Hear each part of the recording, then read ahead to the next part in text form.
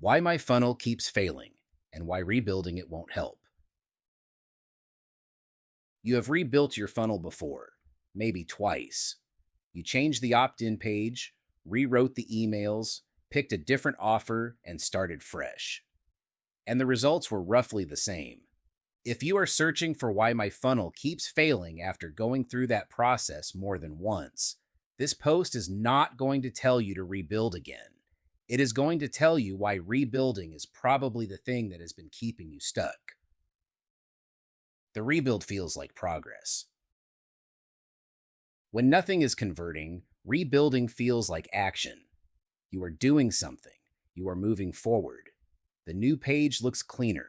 The new emails sound better. And for a week or two, there is a kind of optimism that comes with starting fresh. Then the numbers come in and they look familiar. The problem is not that you built the wrong funnel. The problem is that you diagnosed the wrong thing.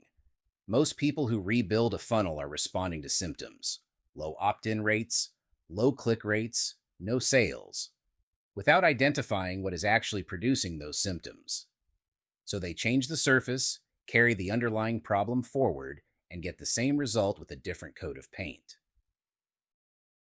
What you keep skipping. The structural problem that survives most funnel rebuilds is this: the funnel does not create enough reason to buy before it asks. That is not a traffic problem. It is not a page design problem. It is a sequence problem, and most people never look at it directly because it is harder to diagnose than a low opt-in rate. You can see that your opt-in page is underperforming. You cannot see as easily that your email sequence is arguing for a solution it never names, or that your follow-up stops 3 emails before the subscriber is ready to act. When a funnel fails repeatedly, the most common cause is a gap between what the funnel promises at the opt-in and what it delivers before it asks for money. The subscriber opts in because something resonated. Then the emails start. And somewhere in that sequence, the thread gets dropped. The connection between their specific frustration and your specific offer is never made clearly. The subscriber drifts. The sale does not happen. A new opt-in page does not fix that. A new offer does not fix that. A new email subject line does not fix that. The only thing that fixes it is mapping the full path from opt-in to purchase and confirming that every step actually prepares the subscriber for the next one. What changes when you find it? The shift is smaller than you expect. You are not starting over. You are identifying the specific point where the thread breaks and repairing it. Sometimes it is the first 2 emails, which build credibility without moving the reader toward anything. Sometimes it is the offer itself, which gets introduced too late or without enough context for the subscriber to understand why it is relevant to them.